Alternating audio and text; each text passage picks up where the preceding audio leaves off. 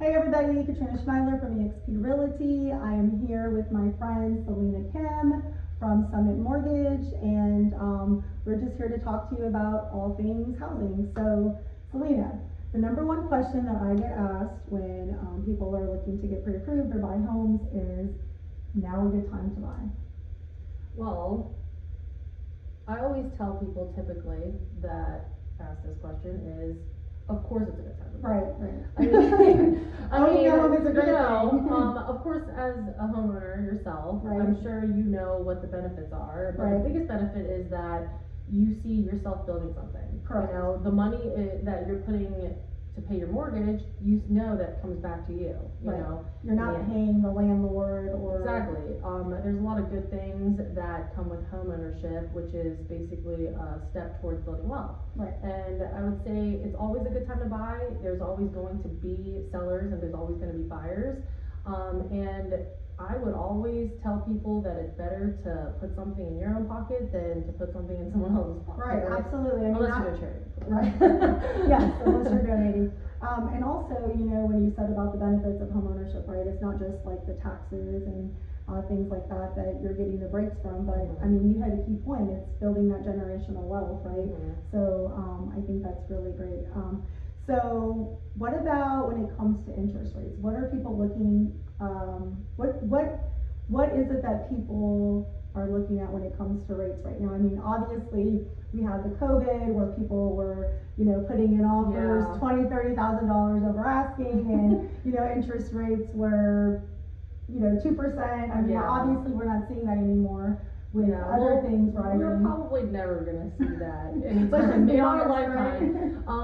You know, anytime there was like a really dramatic change, of course it's a very historical thing. A lot of the time we hear history repeats itself. Right. So it's always going to go up and go down and up and down. That's how inflation works, that's how rates work. But right now we're seeing it more on like the downward trend. Of course, a lot of people were scared because they were like, oh, the rates are going to go to double digits, and we haven't seen that since the 80s. Right.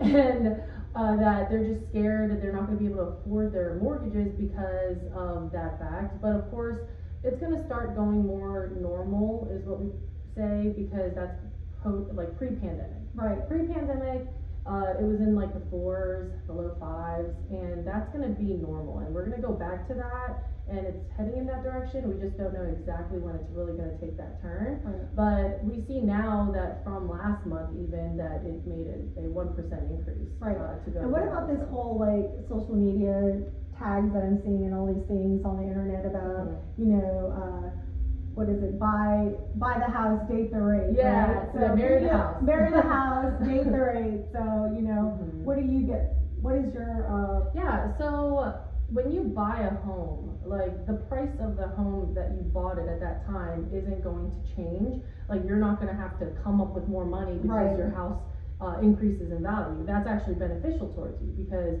if you buy it at a lower price, then and you are in an area like this area in Fredericksburg, surrounding areas, the appreciation is pretty much guaranteed. Right. You know, which means your house value will go up a certain percentage every year. Yes. So right. So with that, you bought the house and you keep that price that you paid for, but it increases the value. So technically, you're, you know, essentially making more money. Right.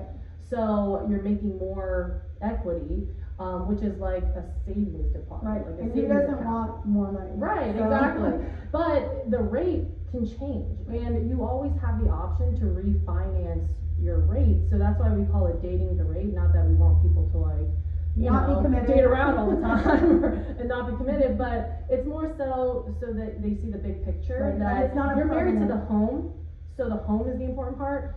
The rate can change, so you can always lower it, but it's really just so that people know that if you are ready to buy, then you should still do that and not focus too much on the rate. Okay. Well, for those that are looking to buy here in 2023, I know with all the holidays and things, people are waiting because they're still out spending money, they're still out shopping, they're doing all these things, but what advice can you give them when it's coming towards the new year and they want to get pre-approved, like what are the things that you're gonna be looking at and what are the things that they should be focusing on when it comes to their finances, so that they can get that pre-approval letter from you and we can go out and, you know, start to look for homes. Well, as a first-time buyer, like if you've never owned a home before, I think it's really important to increase your education in the financial aspect of your life.